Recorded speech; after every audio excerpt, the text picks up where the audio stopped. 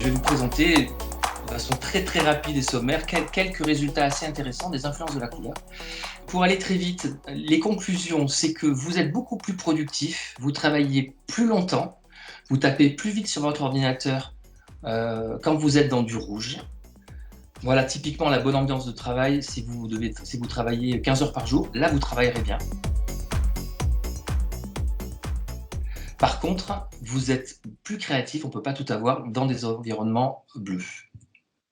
Alors là, on y reviendra tout à l'heure, mais c'est intéressant. Là, on est chez Google, qui connaît parfaitement, qui maîtrise tout à fait les influences de la couleur.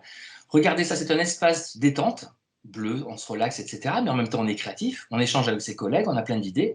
Mais regardez, vous avez des salles de réunion rouges un peu plus loin, donc on va quand même aller travailler, on ne fait pas que se détendre, on est aussi productif. Donc on va alterner des endroits chauds, des endroits froids, des endroits neutres, vous verrez tout à l'heure, avec beaucoup de vert. Là, on est chez Google, je vous montre un petit peu parce que c'est vraiment intéressant, c'est une boîte passionnante pour ça, qui va varier vraiment partout ces ambiances chromatiques pour qu'on puisse se sentir bien partout, pour que la journée ne soit pas longue.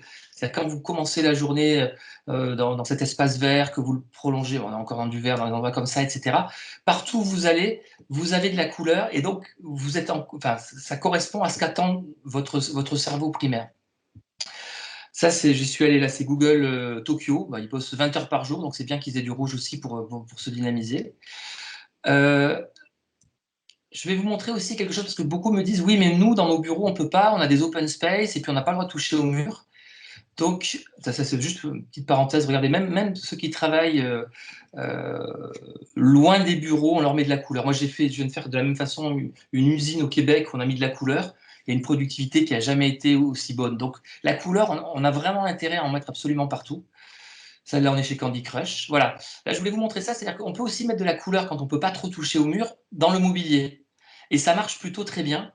Je préfère ce qu'on a vu tout à l'heure chez Google, mais ça marche encore quand même pas mal de mettre de la couleur comme ça. Ça délimite les espaces et en même temps, ça nous permet d'avoir un petit peu toutes les couleurs. Salle de réunion de Candy Crush. On se dit que l'avenir va être certainement de cette couleur. Voilà. Malheureusement, je ne sais pas combien d'entre vous sont là-dedans, mais voilà, je vous ai montré de la couleur depuis à peu près 10 minutes. Et là, maintenant, ça nous choque. Mais je vous aurais montré cette photo au tout début. Vous auriez dit, bah oui, c'est des bureaux, et alors? Et alors, là, vous avez 20% de risque de burn-out en plus. Vous n'avez ni une productivité plus faible, vous avez une créativité plus faible. Il n'y a strictement que des inconvénients à travailler dans des ambiances achromatiques. Donc vraiment, si vous devez retenir quelque chose, c'est arriver à persuader autour de vous de quitter ces environnements pour revenir plutôt chez Google. Que vous arriviez à convaincre vos patrons de transformer vos bureaux avec beaucoup de couleurs vert équilibre, on lit très bien là-dedans, on se ressource également dans le vert. Est-ce qu'on ne serait pas plus heureux?